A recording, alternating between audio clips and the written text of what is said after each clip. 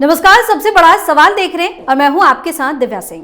विधानसभा चुनाव से पहले दिल्ली का सियासी पारा हाई है। बीजेपी और कांग्रेस के खुलासे से आम आदमी पार्टी के नेता बौखलाए हुए हैं और कुछ भी करके दिल्ली की जनता को अपने पाले में लाने की कोशिश में लगे हुए हैं, क्योंकि जिस तरह से एक के बाद एक केजरीवाल के झूठे वादे की पोल खुल रही है, भ्रष्टाचार के मामले उजागर हो रहे हैं, उसके बाद पार्टी को लग रहा है कि इस बार चुनाव जीतना आसान नहीं है। शायद यही वजह है कि आप नेताओं का हाई वोल्टेज ड्रामा भी देखने को मिल रहा है।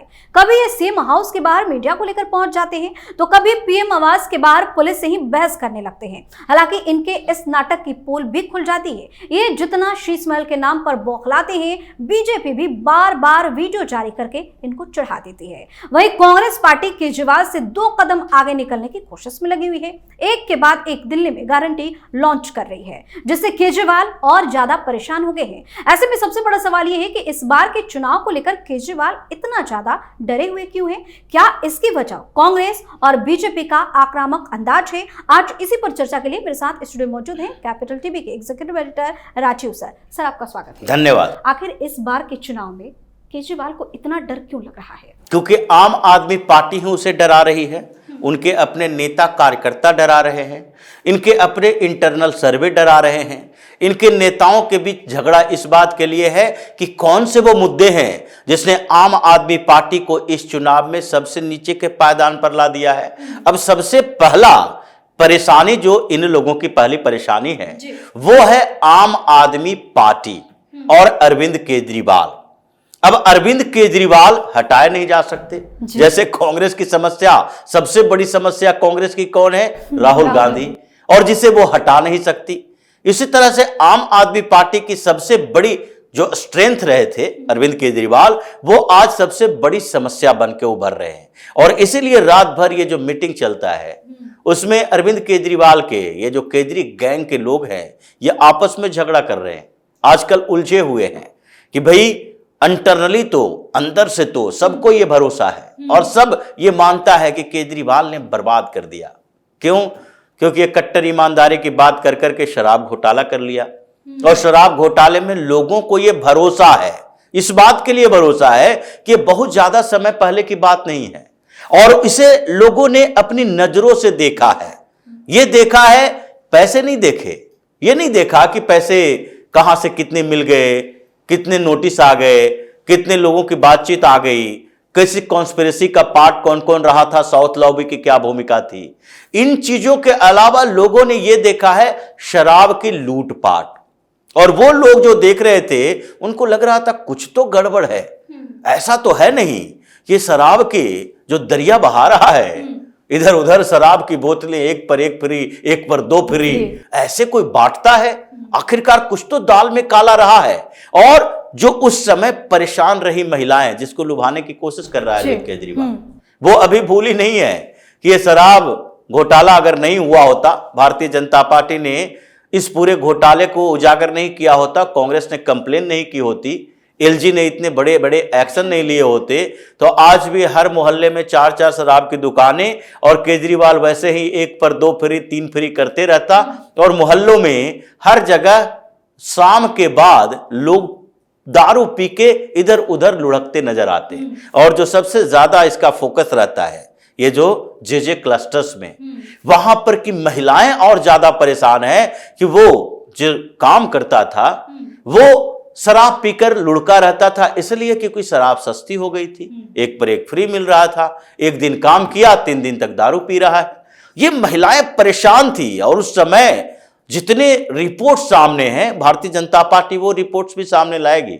मीडिया में जो महिलाएं गालियां देती थी अरविंद केजरीवाल को कि देखो इसने बेवड़ा बना दिया पूरी दिल्ली को और हमारे घरों में तो यही स्थिति हो गई है, तो वो सारी रिपोर्ट सामने आ रही है। अरविंद केजरीवाल अभी परेशानी बने हुए हैं आम आदमी पार्टी के लिए। पहला तो ये ईमानदारी का ढोंग जो ये कर रहा था वो सारी पोल पट्टी खुल गई, एक के बाद एक रिपोर्ट आए। कोई भी ऐसा विभाग नहीं है जिसमें अरविंद केजरीवाल के घोटाले नहीं दिखाई पड़ रहे, चाहे ट्रांसपोर्ट ले लो या फिर स्वास्थ्य मंत्रालय ले लो या फिर इधर एक्साइज ले लो या फिर एजुकेशन ले लो। एजुकेशन में मनीष सिसोदिया एजुकेशन क्रांति की बात करते रहे, 2500 करोड़ का घोटाला ये बोर्ड घोटाला और स्कूल के रिनोवेशन के लिए फंड दिए गए उसमें घोटाला, कोई भी ऐसा डिपार्टमेंट नहीं है जिसमें घोटाले सामने नहीं आए। तो ऐसे में केजरीवाल बड़ी समस्या बन गए और उसका रहा सहा कसर जो है पूरा कर दिया कौन? ये शीश महल। अरविंद केजरीवाल का ये जो घर की तस्वीरें आ रही है, वीडियो भारतीय जनता पार्टी वाले हर जगह दिखा रहे हैं और प्लानिंग आज के बाद तो हर जगह और घर घर में दिखाने के लिए है कि भाई एडवर्टीजमेंट ही दे दो इसके नाम पर। सबसे बेहतर तो यही है कि जैसे आम आदमी पार्टी की तरफ से ये सरकार के पैसे बहा बहा के केजरीवाल दिन भर प्रेस कॉन्फ्रेंस करता है और ये मीडिया वाले को अपने पास रखता है, उसी तरीके से कम ऐड ही दिलवा दो। लोकल केबल नेटवर्क में ऐड दिलवाओ, हर जगह दिखे कि देखो भाई अरविंद केजरीवाल का शीश महल कैसा वीडियो है अंदर का। ये जो इमारत दिख रही है ये कोई राजा महाराजा का नहीं है, ये अरविंद केजरीवाल का है, जहां अरविंद केजरीवाल पिछले 10 सालों से रह रहे थे। इनको धक्के मार के निकाला गया, यह निकलने वाला नहीं था। ये तो विक्टिम कार्ड खेला मुख्यमंत्री पद से इस्तीफा देकर, और आतिशी इतनी डरी हुई है। आम आदमी पार्टी का डर देखिए ये शीश महल को लेकर, भले ही ये हंगामा करने के लिए पहुंच जाए, कितना भी इससे बाहर निकलने की कोशिश करे, लेकिन डर इस कदर हावी है कि 3 महीने से नोटिस पर नोटिस जा रहा है, पोजीशन ले लो, पोजीशन ले लो। ये आतिशी मान लेना क्यों नहीं उस आवास में गई? वो जाना चाहिए था, जो अरविंद केजरीवाल का आवास है उसमें जाना चाहिए था आतिशी को, नहीं गई। क्यों? क्योंकि उसमें जाएंगे फिर से ये विवाद और बढ़ जाएगा और हो सकता है कि वो ऐसा क्राइम स्पॉट रहा है, जैसे स्वाति मालीवाल ने आरोप वही लगाया, और वो क्राइम स्पॉट है, दिल्ली पुलिस आकर पूछताछ करेगी, फिर से नया विवाद पैदा होगा। तो ऐसी स्थिति में फंस गई आम आदमी पार्टी कि सबसे पहले ये रात में मीटिंग के दौरान ये लोग आपस में झगड़ा करते हैं। केजरीवाल का अलग गुट है, जो कुछ भी हो जाएगा केजरीवाल का विरोध नहीं कर सकता, वो उसी के समर्थन में रहेगा, लेकिन अंदर से वो भी मानता है कि इसने फंसा दिया हम लोगों को। अब सौरभ भारद्वाज या संजय सिंह ये सीएम आवास पहुंचा नौटंकी ड्रामा करने के लिए, हंगामा करने के लिए, लेकिन क्या वो अंदर से यह महसूस नहीं कर रहा कि स्थिति क्या है? सौरभ भारद्वाज इतने दिन तक विधायक रहा, 49 दिन की जब सरकार केजरीवाल की बनी थी तो सौरभ भारद्वाज को ट्रांसपोर्ट मिनिस्टर बनाया गया था। क्या सौरभ भारद्वाज को नहीं लगता कि 49 दिन की सरकार में तो ट्रांसपोर्ट मिनिस्टर बनाने के लिए उसको चुन लिया, लेकिन जब 2015 में फुल फ्लेज गवर्नमेंट आई इसकी, तो सौरभ भारद्वाज को मंत्री बनाया गया? नहीं बनाया गया। क्यों? क्योंकि वो उसके गुट में शामिल नहीं था, वो चापलूसी करने वाला उस समय नहीं था। धीरे धीरे 2020 में सरकार बनी, बनाया नहीं बनाया, क्या उसमें काबिलियत नहीं थी? हर जगह मीडिया में लाए, हर जगह उसका इस्तेमाल किए, यहां तक कि ईवीएम का विवाद जो चल रहा था, सौरभ भारद्वाज है डेमो देता फिरता था, लेकिन फिर भी मंत्री नहीं बनाया। ये तो मजबूरी हो गई, किसको बनाओगे? सत्येंद्र जैन जेल चला गया, मनीष सिसोदिया जेल चला गया, अब बनाओगे किसको? आर के आनंद ने इस्तीफा दे दिया, जो चुन कर ला रहे हो वो चाहे तो जेल में गया या फिर वो इस्तीफा देकर भाग गया, जैसे कैलाश गहलोत भी अंत में इस्तीफा दिए। लेकिन अब लाओगे किसको? तो आतिशी बची और सौरभ भारद्वाज बचा। तो सौरभ भारद्वाज को भी ये लगता है कि देखो ये धोखेबाज तो है और इसने धोखा तो दिया है और इसने पैसे भी कमाए होंगे, और इसने ये शीश महल में हम लोगों को बेइज्जत करवा रहा है बाहर निकाल के। लोग पूछ रहे हैं, उसके एरिया में पूछते होंगे कि भाई शीश महल कैसा है, कभी तो गए हो, देखे होगे, आप अमेरिका में रहते हो, इन जगहों पर ये गलियां नलियां देख के आप कभी मंत्री बन गए हो तो जाते हो शीश महल में, तो वो कैसा दिखता है? तो वीडियो देख रहे हैं तो ये पता चल रहा है कि देखो कैसा आलीशान अय्यासी वाला जिंदगी अरविंद केजरीवाल जी रहा था 10 साल से, और बाहर आएगा तो शर्ट की बटन भी उल्टा सीधा लगा देगा। इन्हीं का एक नेता था विनोद कुमार बिन्नी, उन्होंने बताया था कि अपनी घटना के बारे में कि हम ही टोक रहे थे कि देखो आपका बटन ऊपर नीचे लगा है, कहा कि नहीं ठीक है, कोई दिक्कत नहीं है। नई शर्ट पहन कर आ गया था, उसके बाद टोक दिए कि आज शर्ट बहुत अच्छी लग रही है, अंदर जाके फिर से एक पुरानी शर्ट पहन के आ गया कि नहीं, लोगों को ही नहीं लगना चाहिए कि नई शर्ट पहन कर आए हैं। ये नौटंकी और ढोंग है अरविंद केजरीवाल के पास।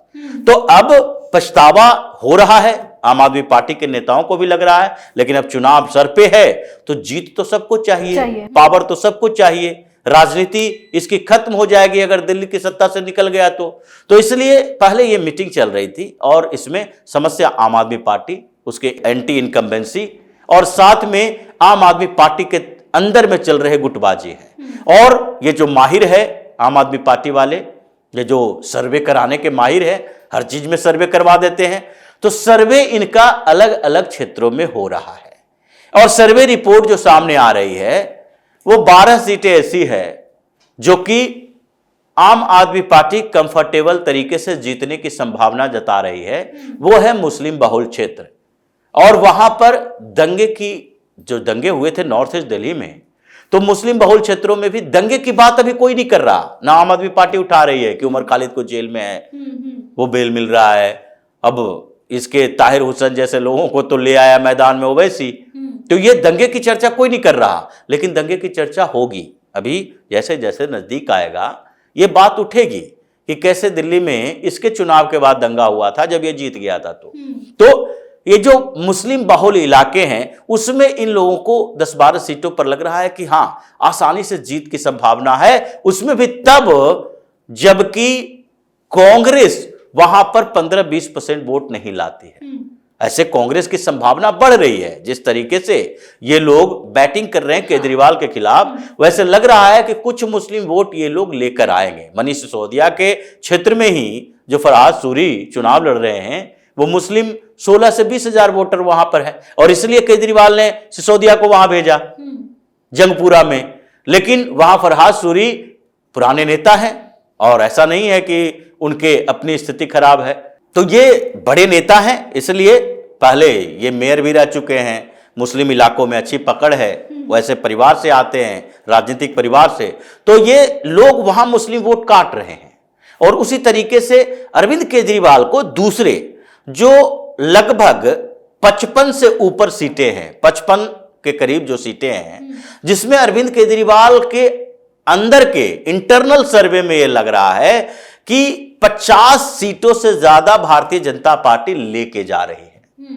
अब अरविंद केजरीवाल को लग रहा है कि ये कहां 62 सीटों से हम खिसक के 12-15 सीटें 18 सीटें पर आ रहे हैं। तो ऐसे में केजरीवाल के नेता भी परेशान, केजरीवाल भी परेशान, सामने में बोलने की औकात किसी की नहीं है। तो बड़े नेता जो आम आदमी पार्टी के हैं, जिसके जिम्मेदारी दी गई है, चाहे संदीप पाठक हो या सौरभ भारद्वाज हो, आतिशी मारलेना हो या संजय सिंह हो, इन सब के समस्या बड़ी है कि केजरीवाल के सामने हम क्या मुंह लेकर जाएंगे, हमने क्या किया। क्योंकि केजरीवाल तो सीधे गाली गलौज पर उतर जाता है। वो तो सबसे बड़ा डिक्टेटर है हिंदुस्तान की राजनीति का, उसकी पार्टी के लोग उसके सामने बैठ नहीं सकते। राहुल गांधी से भी बड़ा वो ईगो वाला और डिक्टेटरशिप उसके अंदर है, जो कि पंजाब चुनाव में जब आम आदमी पार्टी अच्छा प्रदर्शन करके आई, फिर भी अपने बंगले पर बुला के, जो पिछली बार चुनाव 2017 की बात है, उस समय लोग गए कि नहीं नहीं हम तो नेशनल पार्टी की तरफ बढ़ रहे हैं, खुश थे, और सबको गाली गलौज किया, डांट फटकार किया कि हम चुनाव जीतने के लिए, सत्ता में आने के लिए चुनाव लड़ते हैं, ये विपक्षी पार्टी बनकर, नेशनल पार्टी बनकर हम खुश नहीं रहेंगे। सारा का सारा जो सोचे थे कि आज पार्टी होगी, केजरीवाल के घर पर खाना पीना खाएंगे, बिना खाए पिए वहां से लौट आए।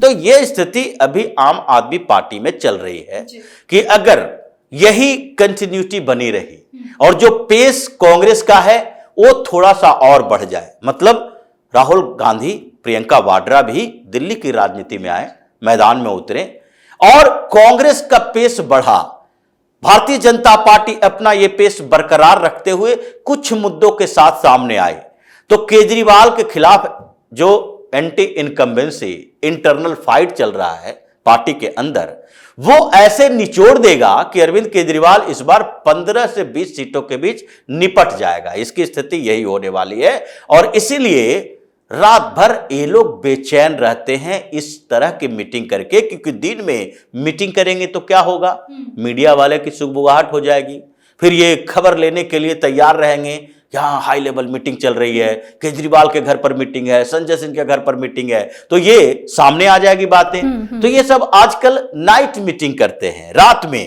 ताकि किसी को खबर ना हो कि अंदर में क्या चल रहा है। लेकिन अभी आम आदमी पार्टी के अंदर भी इतना रोष है, गुस्सा है कई नेताओं में कि ये सारी बातें वो कहीं ना कहीं बिना नाम बताए ये कहीं ना कहीं लीक करते हैं, जानकारी मिलती है और फिर अरविंद केजरीवाल की फजीहत होती है। इस बार केजरीवाल निपट कर ही रहेगा। बहुत बहुत धन्यवाद तमाम जानकारी। धन्यवाद। तो दिल्ली में चुनाव से पहले अलग अलग मुद्दों पर केजरीवाल घिरे हुए हैं, हर तरफ से जमकर फजीयत हो रही है। इस बीच पार्टी के नेता अपनी जीत पक्की करने के लिए किसी भी हद तक जाने को तैयार है, हर रोज अलग अलग ड्रामे कर रहे हैं। वहीं पार्टी नेताओं की हरकत देखकर तो यही लगता है कि इस बार चुनाव से पहले ही ये लोग बैकफुट पर आ गए हैं और अपनी हार भी मान ली है। सबसे बड़ा सवाल में आज के लिए इतना ही। अगर आपने अभी तक हमारे चैनल को सब्सक्राइब नहीं किया है तो सब्सक्राइब कर लीजिए, हमारे वीडियो को लाइक कीजिए, शेयर कीजिए, हमारे वीडियो पर कमेंट करके जरूर बताएं कि आपको हमारी खबर कैसी लगी। धन्यवाद।